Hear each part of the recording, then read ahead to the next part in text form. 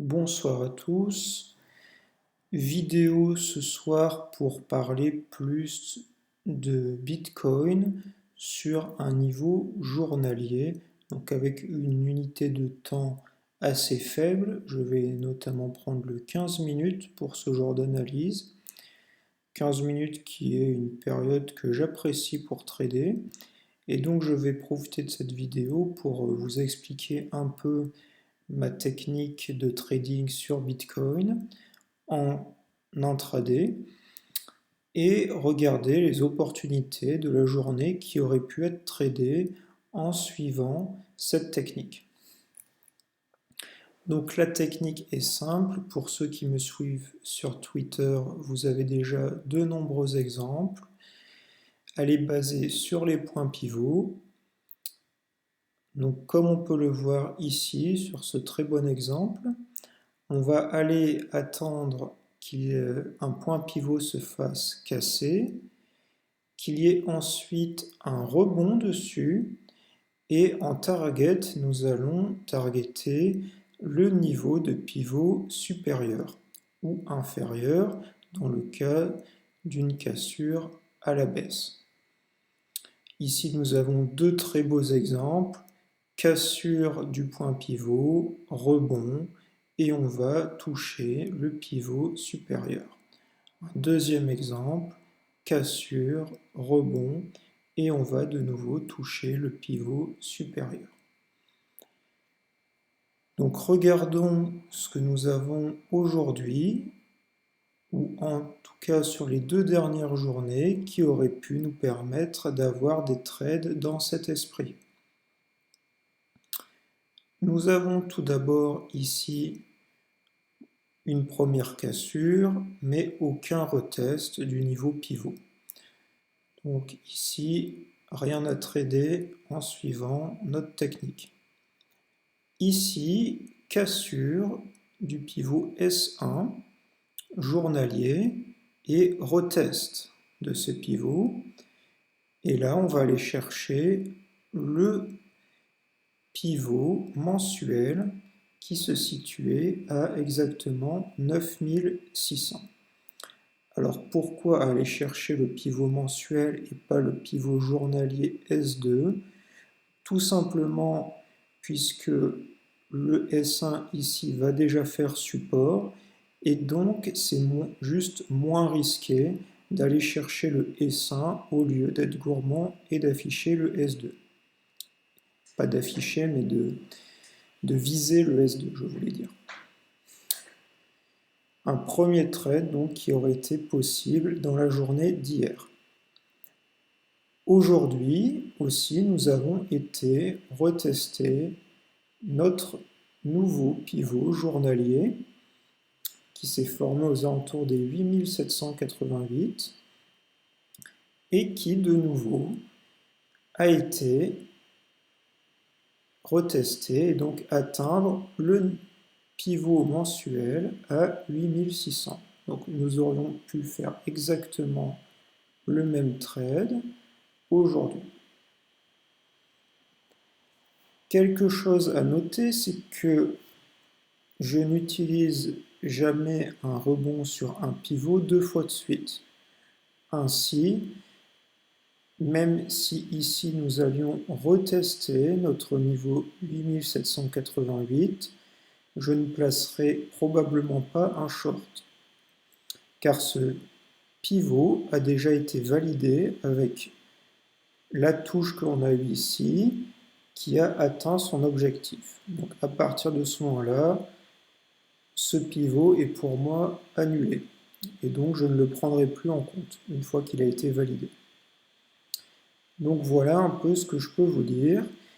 Une chose importante, c'est que même si lors du rebond ici, vous aviez encore un biais baissier et donc que vous pensiez que nous allions avoir une baisse et probablement atteindre de nouveau les 8600, il ne fallait pas acheter ici, il fallait avoir une discipline pour vraiment acheter sur le pivot. Donc la raison, c'est que si par exemple vous achetez ici ou ici, Souvent, quand on trade en intraday, comme ça, sur du 15 minutes, les stop-loss se retrouvent souvent à peu près 100 $. En tout cas, moi, quand je trade, ça se retrouve souvent à peu près 100 $ au-dessus de là où on est entré en position, généralement. Cependant, si vous achetiez ici ou ici, en vous disant ok, je suis assez près de mon point pivot, il y avait clairement une chance de vous faire sauter votre stop avec le pic ici que nous avons eu. Alors, si par exemple nous achetions ici 8751, vous allez avoir un stop loss qui aurait probablement pu se situer aux alentours des 8851, et donc dans ce cas, qui aurait été explosé. Vous pouvez me dire aussi, ok, mon stop loss, je l'aurais placé beaucoup plus haut, mais donc dans ce cas-là, il y a quand même une forte perte de profit, puisque si vous placez votre stop loss plus haut, vous allez aussi rentrer avec une position moins importante, si vous respectez bien évidemment les conditions du risk management. C'est pour ça qu'il fallait vraiment avoir de la patience et attendre qu'on vienne clairement toucher un pivot.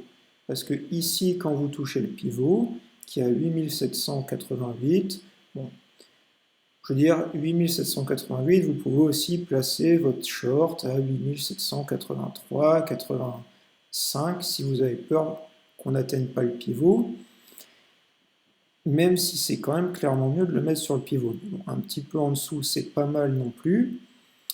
Et donc ici, pour faire sauter votre stop loss, il fallait quand même aller vraiment haut, sachant que ici, le stop loss, on l'aurait placé de nouveau à peu près à 100 plus haut, 100, 110, au-dessus de cette zone ici qui peut servir de zone de supply and demand pour ceux qui ont suivi ce principe.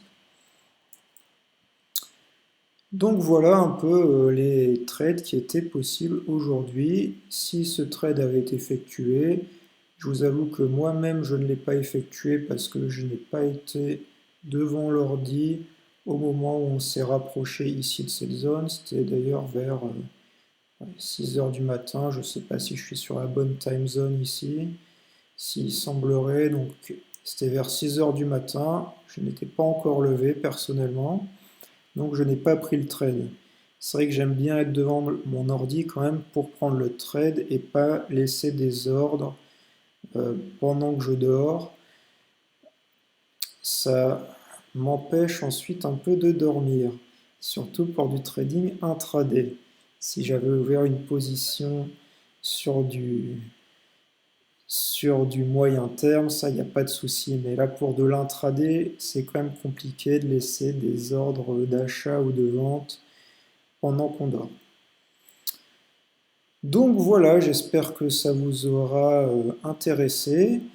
Je vais essayer de faire cette vidéo plus régulièrement maintenant pour essayer de vous donner des petits conseils régulièrement sur la manière de trader. Qu'est-ce que je peux dire de plus?